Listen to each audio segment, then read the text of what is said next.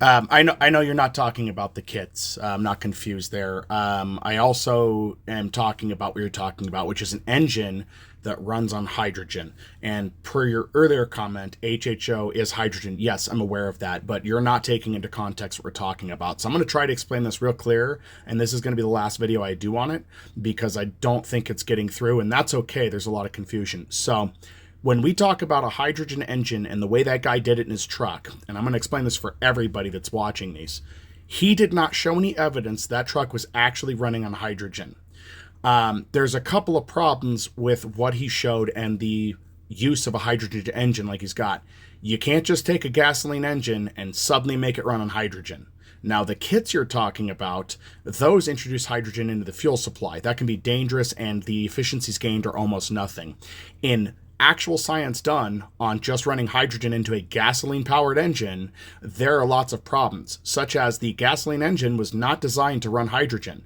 People have this fallacy of stating the reason why it wouldn't work that well, and that's that hydrogen is much more explosive. It is. So there's a problem with the seals, problem with the engine composition that may not work well no matter how you meter that. The engine was designed to run on gasoline, not hydrogen. That's like your stopping point one. What I'm talking about, what Toyota's doing, is a true hydrogen engine, or they're calling it a hydrogen cell, meaning there's no combustion.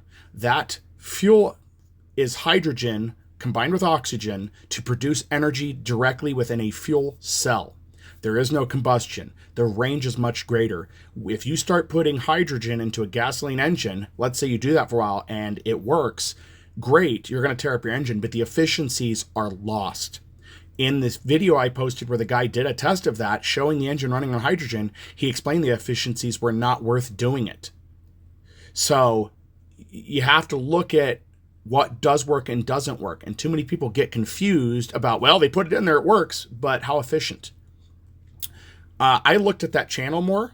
That guy had to shut down his site due to an unforeseen emergency. So he either blew himself up or he got in trouble for peddling false materials, because it looked like what I could find on the Wayback Machine, his site was selling engine conversion kits to people. You can't just sell those out of your garage. You have to have licensing for that and patents and everything else. And I'm pretty sure that the roadblock he hit, if he didn't hurt himself, is that the government came in and said, yeah, what you're doing is not actually doable. You can't sell this. And people can argue all day about whether or not the government was trying to cover anything up. They're not. If this type of technology, hydrogen fuel, in this respect, hydrogen engines were effective, we'd all be powering our homes off of them. There would be massive hydrogen power plants.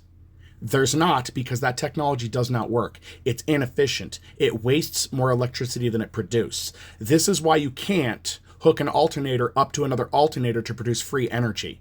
That's why you can't hook an alternator up to some other device, power the one alternator to power the other. There is no such thing as a machine that independently powers itself.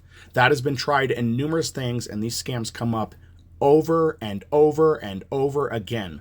And again, when I do just a Google search, and I don't preface, I just say HHO engine, a lot of scammy sites come up with very little news about them actually working.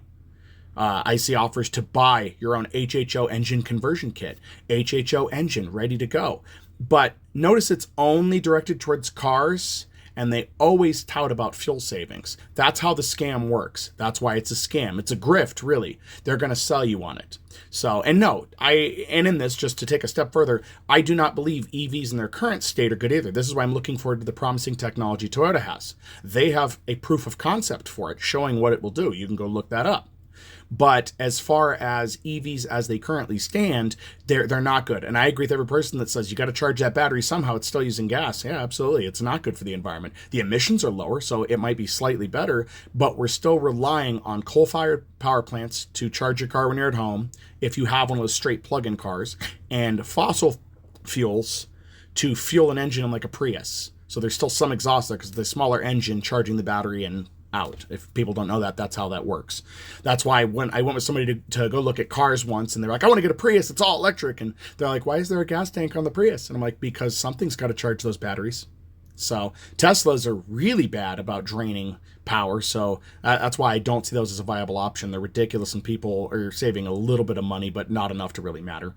So your loyalists will be like, I save tons of money driving my Prius. Well, good for you, I guess, but it's not really a more efficient thing, and you're not helping anything. So sorry about the screen blink, guys. I don't know what's going on, but But yeah, just to kind of put that into context there's a better way to use hydrogen gas instead of trying to produce it to run into your car through a machine like that, which is less dangerous, and that's being proven here. So again, I am on all types of energy that comes out in new stuff. I am cautiously optimistic. I don't just immediately believe that what's there is going to work.